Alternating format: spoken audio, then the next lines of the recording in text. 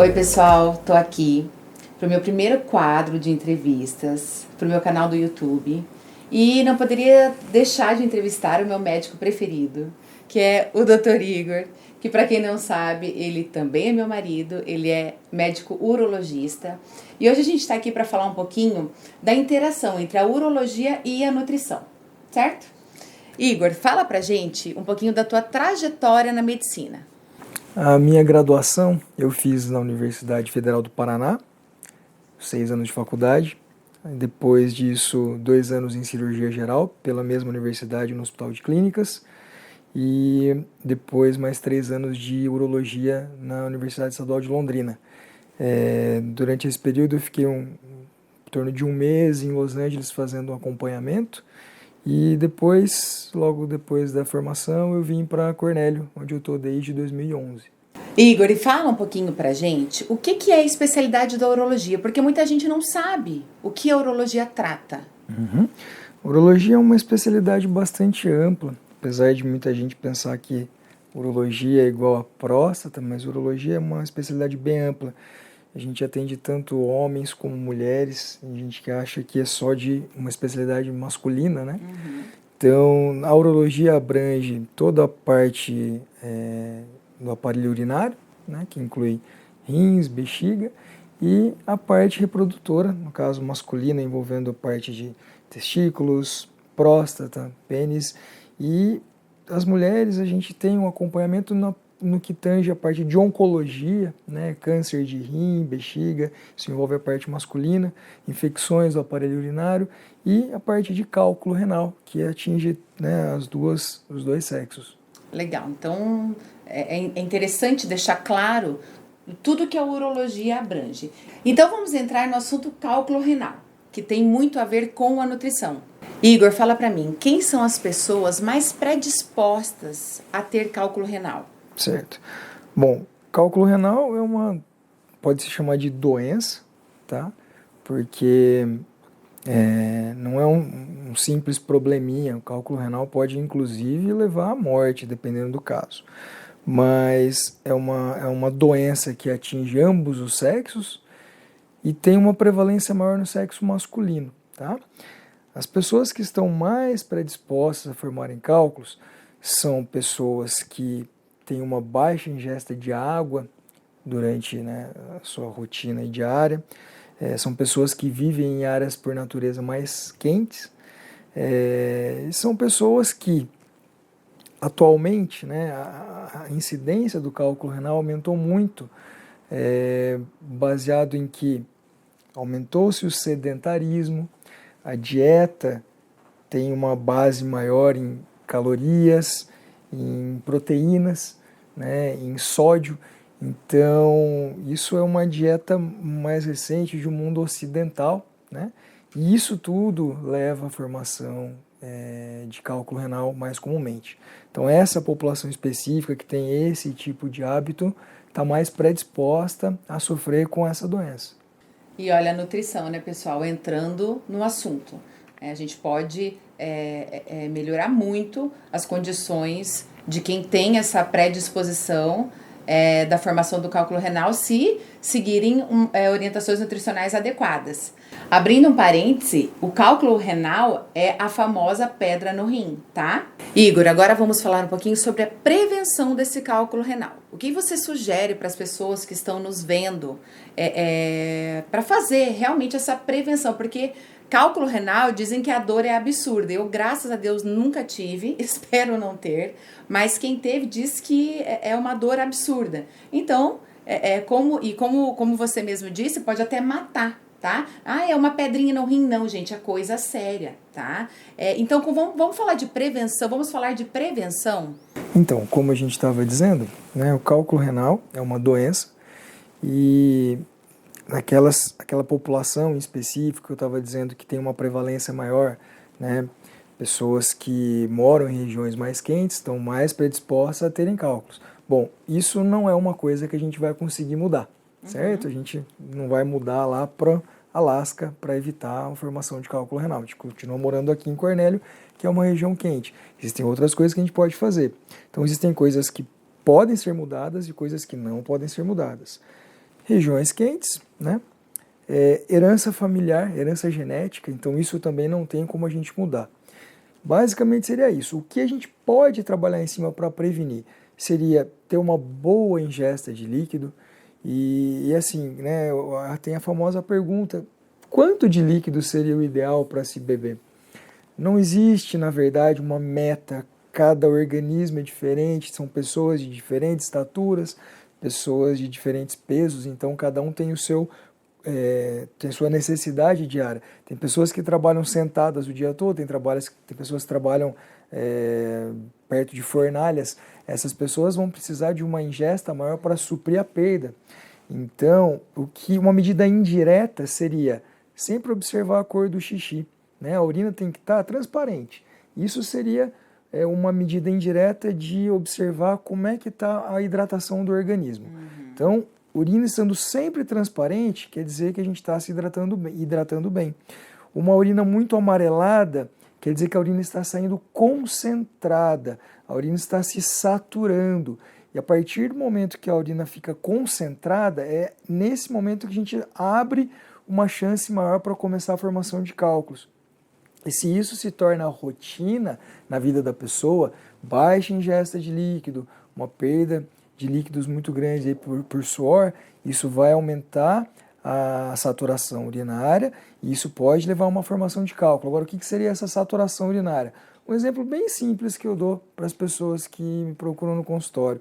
Se a gente pegar lá, por exemplo, um copo de 100 ml de água e um copo de 1 litro, e você colocar lá 10 colheres de sal nesse copo de 100 ml e 10 colheres de sal no copo de 1 litro e mexer, o copo de 100 ml a gente vai ver que vai ter um fundo de sal, não vai dissolver tudo.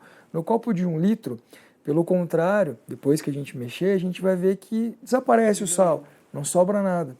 Então, aquela quantidade de 1 litro foi suficiente para diluir aquele sal.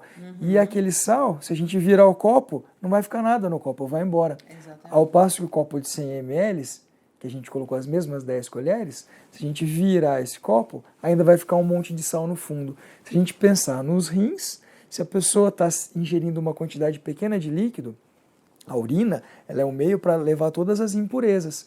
Até um certo ponto, ela consegue diluir. Se a gente não está se hidratando direito, aquela urina vai se saturar. Então imagina o rim filtrando, né, o que precisa, mas não conseguindo eliminar tudo, porque não tem líquido suficiente. Começa a se formar cristais dentro do rim. E esses cristais vão se juntando e é aí que originam os cálculos renais. Tá? Então, ingesta de líquido seria uma bela maneira de prevenção. Pois é, uma atitude simples que eu peço muito para os meus pacientes. Então, essa é aumentar esse consumo de água. Água é barato, né? Água é barato. Xixi tem que ser transparente. Uma outra coisa que a gente enfatiza é a ingesta de alimentos cítricos, tá? Porque existe uma substância na urina que se chama citrato e quando o citrato está baixo na urina, isso aumenta a formação de cálculos, porque o citrato ele inibe a agregação desses cristais.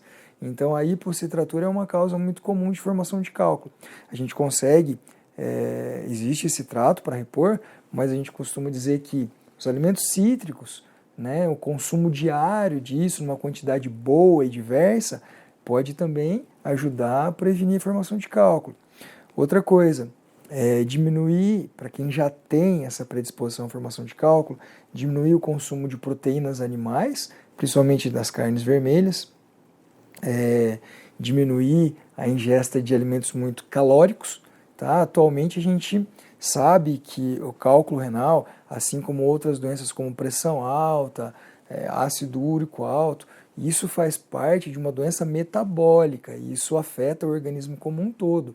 Outra coisa que entra nisso aí é o sedentarismo, como eu falei anteriormente. Então, uma dieta saudável, baseado em alimentos saudáveis, baixo consumo de alimentos que têm muito sódio, como refrigerantes, alimentos embutidos, esses sucos, as conservas, esses embutidos, isso ajuda a evitar a formação de cálculo. Então, a gente vê que não é uma coisa só, tem várias coisas interligadas. O estímulo à atividade física também pode levar a uma prevenção da formação de cálculo. Então a gente vê que é algo multifatorial, né? Não é uma coisa que a pessoa faça que vai levar ela a ter cálculos. São várias coisas. E às vezes um pouquinho de cada isso, né? De cada uma dessas coisas juntos, isso vai levar a uma formação de cálculo. E a partir do momento que a pessoa tem um cálculo, né, a gente tem que investigar para poder identificar algum fator que seja tratável. E assim, a gente costuma dizer que isso é matemático, isso é estatístico.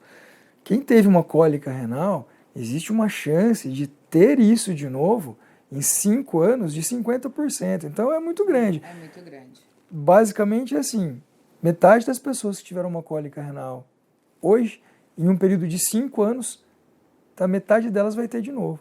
Então é algo muito prevalente, né? Então por isso é importante. E tem que ter essa mudança de estilo de vida, né? Muitas vezes o Igor me manda, né, para eu cuidar da parte nutricional do paciente, porque realmente tem muito a ver com a alimentação e estilo de vida. Legal.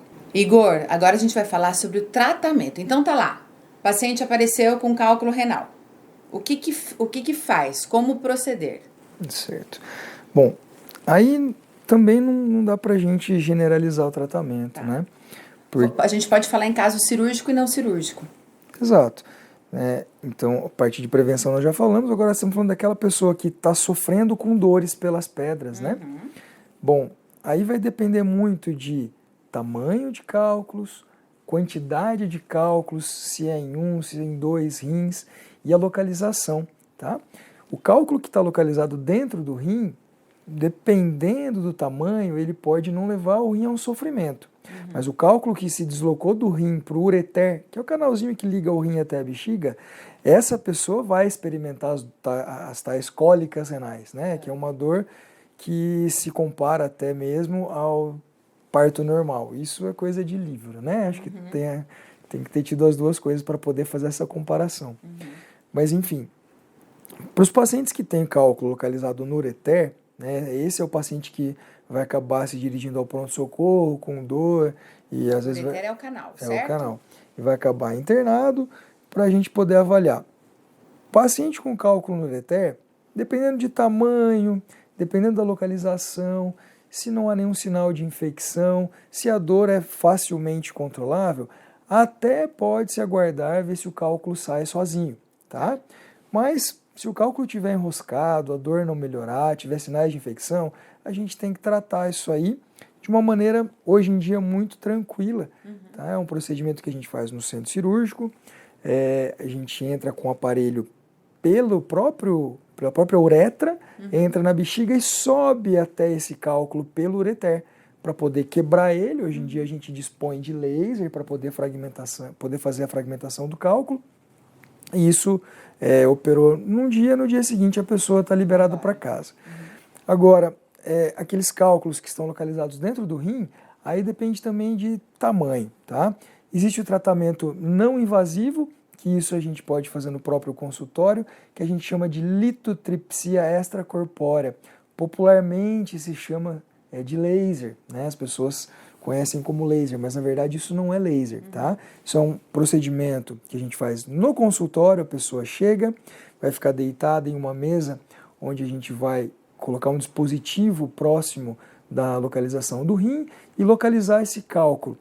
E esse dispositivo ele vai emitir algumas ondas de choque que podem fragmentar o cálculo. Isso é um procedimento em torno de 1 hora, a pessoa fica ali e vai embora para casa, não tem necessidade de internação. Existem os tratamentos minimamente invasivos. Hoje em dia a gente consegue fazer isso também de uma maneira muito tranquila, diferente de anos atrás, onde em muitos casos, se faziam grandes cortes, grandes incisões. Hoje, sem nenhum corte, a gente consegue entrar pela uretra, subir até o rim e fragmentar todo o cálculo. Isso se chama de ureterolitotripsia flexível, com laser. Eu acho modernérrima essa cirurgia, eu acho máxima. Isso a gente faz com laser, propriamente dito. Agora, para grandes cálculos, aí existem 2 opções, ou a cirurgia convencional, que é a cirurgia aberta, ou uma outra cirurgia que a gente faz de uma maneira pouco invasiva, que a gente faz um furo na região lombar, na região de trás, e entra até o rim, né? Isso se chama nefrolitotripsia percutânea, uma cirurgia que tem um bom resultado, mas é um pouco mais invasiva do que as demais. Independente, eu acho que todo paciente que tem um cálculo renal deve ser avaliado pelo urologista e individualizado, né? Ter seu tratamento individualizado. Depois de feito o tratamento, o que a gente tem que fazer é investigar se essa pessoa tem algum fator que a gente possa identificar e trabalhar em cima de prevenção, né? Baseado naquilo que a gente conversou. Muito legal. Adorei as informações. Agora está mais do que provado que urologia e nutrição andam de mãos dadas, igual aqui em casa. E eu quero agradecer o Igor. Muito obrigada por ter sido a minha primeira entrevista e eu espero ter passado informação para vocês e informação valiosa.